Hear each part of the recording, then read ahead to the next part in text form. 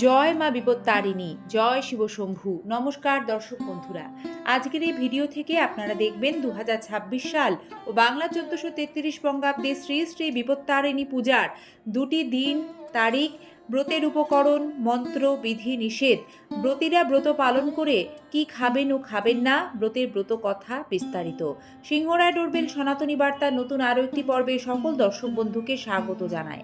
আষাঢ় মাসে শ্রী শ্রী জগন্নাথ দেবের রথযাত্রা থেকে উল্টো রথের মাঝে যে শনি ও মঙ্গলবার পড়ে, সে দুদিনেই বিপত্তারিণী ব্রত বা পূজা হয়।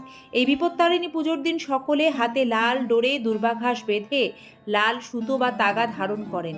এটি মায়ের নাম করে হাতে ধারণ করলে সমস্ত বিপদ কেটে যায়। মা দুর্গার 108 রূপের অন্যতম মা বিপত্তারিণী, যিনি সকল বিপদ হরণ করেন, তিনিই হলেন স্বয়ং বিপত্তারিণী। পুরাণে কথিত শুম্ভ নিশুম্ভ অসুর ভাইদের হাত থেকে রক্ষা পেতে দেবতারা মহাশক্তিশালী মহামায়ার স্তব করেন। দেবতাদের বিপদ থেকে রক্ষা করেন স্বয়ং দেবী বিপত্তারিণী।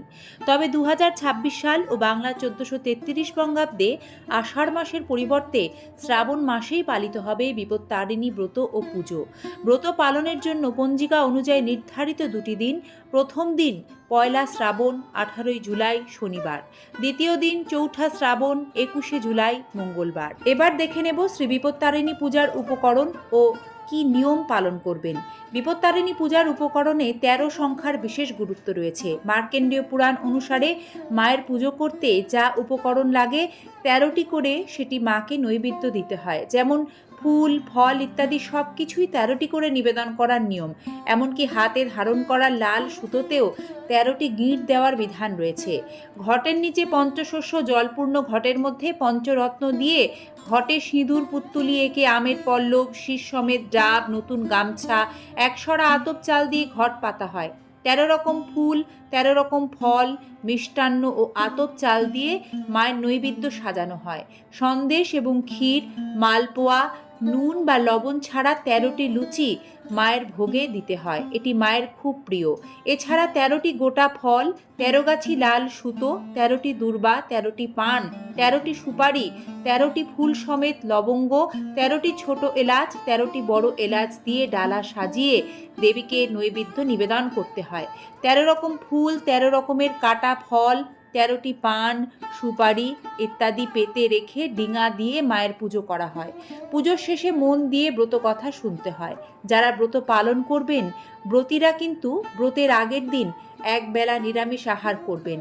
রাতে লুচি বা পরোটাও খেতে পারেন, কিন্তু পোড়া খাবার যেমন রুটি খাওয়া চলবে না। আর যেদিন পুজো, সেই দিন পুজো শেষে আপনারা পুজোর ফল, মূল, নৈবেদ্য, প্রসাদ, 13টি লুচি এইগুলি গ্রহণ করবেন। সেই দিন কিন্তু চাল, ভাত বা চালের তৈরি কোনো রকম খাবার যেমন মুড়ি, চিড়ে, খই এগুলি গ্রহণ করতে নেই। দর্শক বন্ধুরা, সংসারের মঙ্গলে বিপত্তারিণী পুজোর দিন শাস্ত্রমতে কাউকে চিনি দিতে নেই। এতে শুক্র গ্রহ দুর্বল হয়, ফলে সংসারে আর্থিক সমস্যা দেখা দিতে পারে। তাই বিপত্তারিণী পুজোর দুটি তারিখ থাকে, সেই দুই দিনেই কিন্তু সংসার থেকে চিনি কাউকে কোনোভাবেই দেবেন না। বিপত্তারিণী পূজা বা ব্রত সমাপ্ত করে ব্রত কথা অবশ্যই শ্রবণ করতে হয়, তাছাড়া ব্রত অসম্পূর্ণ থাকে। শ্রবণ করুন শ্রী শ্রী বিপত্তারিণী ব্রত কথা। একবার দেবর্ষি নারদ কৈলাসে উপস্থিত হন হর পার্বতীর দর্শন কামনায় ও তাঁদের দর্শন করে শিবকে জানতে চান যে মর্তবাসী এমন কোন ব্রত পালন করলে সকল বিপদ থেকে পরিত্রাণ পেতে পারে। তখন শিব তাকে মা বিপত্তারিণী ব্রতের কথা বলেন, যা সকল বিপদ আপদ নাশকারী ও শুভ ফলপ্রদায়ী মহাব্রত। মহাদেব নিজ মুখে দেবী পার্বতীকে এ ব্রতের মাহাত্ম্য বর্ণনা করেছেন। পুরাকালে বিদর্ভ নগরে এক প্রজাবৎসল ধার্মিক রাজা রাজত্ব করতেন, যার নাম ছিল সত্যক্রম, যিনি সর্বদা সত্য বলতেন। তার রাজ্যে ছিল অপার সুখ, শান্তি, সমৃদ্ধি। তার সুশীলা রূপে গুণে ধন্যা পত্নীর নাম ছিল গুণবতী, যিনি অনেক গুণের আধার ছিলেন ও ধর্মপরায়ণা স্বামী ভক্তিমতী সতী সাধ্বী নারী। তিনি দেবদ্বিজে ভক্তিমতীও ছিলেন, কিন্তু দৈববশে তার এক নিচু জাতির চামারিনীর সাথে সখ্যতা হয়। তাকে সই পাতিয়ে বসেন, তাকে সব কথা বলতেন রানী। একবার দুর্দৈবের বশে সেই ধর্মপরায়ণা রানীর মনে অধর্ম ভর করে ও তিনি অখাদ্য গোমাংস দেখবার ইচ্ছা প্রকাশ করেন চামারিনীর কাছে। চামারিনী তো রানী গুণবতীর এহেন আচরণে বিস্মিত হন। তিনি এমন কাজ করতে রানীকে না বলেন ও রাজার ভয় দেখান, কারণ রাজা ছিলেন পরম ধার্মিক, নিরামিষভোজী, শুদ্ধ পবিত্র। তাঁর কানে এসব গেলে রানীর কোনো রক্ষে থাকবে না বলে শান্ত করতে চান চামারিনী। কিন্তু গ্রহের বশে রানীকে গোমাংসের দর্শন চিন্তাই পেয়ে বসে। নিজ সখীর এই অনুরোধ রাখতে সেই চামারিনী অতি গোপনে গোমাংস এনে রানীকে দেখান। সেটা অতি গোপনে করা হলেও এক প্রাসাদরক্ষীর কর্ণগোচর হয়। তিনি গিয়ে রাজাকে সব জানান। রাজা তো রানীর এহেন মতিভ্রম প্রথমে বিশ্বাসই করলেন না, কিন্তু মনে সন্দেহ মিটল না। তখন তিনি রানীর কাছে সব ঘটনা জানতে চাইলেন। রানীর তো তখন সে কি অবস্থা!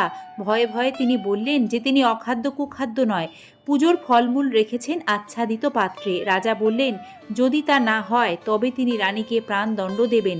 রাজা তা নিয়ে আসতে বললে রানী আসন্ন বিপদ আশঙ্কায় ভীত হন ও মা বিপদ নাশিনী শরণ নেন। তিনি মাকে বিপদ আশঙ্কায় ভীত হয়ে ডাকতে থাকেন এবং মহা বিপদ থেকে পরিত্রাণের জন্য প্রার্থনা জানান। দেবী তার ভক্ত রানী গুণবতীর কাতর আহ্বানে সন্তুষ্টা হয়ে সাড়া দেন দৈব বাণী রূপে। তিনি ভক্তকে অভয় দেন যে রাজাকে সে গোমাংস দর্শন করাতে গেলে তা দেবীর কৃপায় ফুল ও ফলে পরিণত হবে। আর হলেও তাই। রানী ভক্তিমনে রাজাকে সেই গোমাংসের পাত্র দর্শন করাতে গেলে রাজা তার আচ্ছাদন সরাতেই দেখেন কি সুন্দর ফল ও ফুলে ভর্তি সেই পাত্র।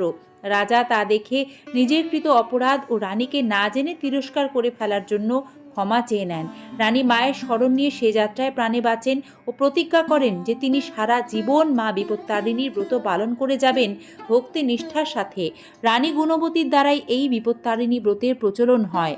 বিপত্তারিণী পূজার মূল মন্ত্রটি হল মাসি পুণ্যতমে বিপ্র মাধবে মাধব প্রিয়ে নবমাং শুক্লপক্ষে চ বাসরে মঙ্গল শুভে সর্পরিক্ষে চ মধ্যাহ্নে জানকী জনকালয়ে আবির্ভূতা স্বয়ং দেবী যোগেষু শোভনীষু চ নম সর্বমঙ্গল মঙ্গলে শিবে সর্বার্থ সাধিকে শরণ্যে ত্রম্বকে গৌরী নারায়ণী নমস্তুতে।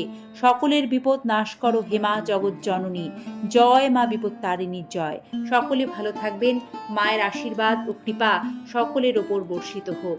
মঙ্গল হোক জগৎ সংসারের। ধন্যবাদ। নমস্কার।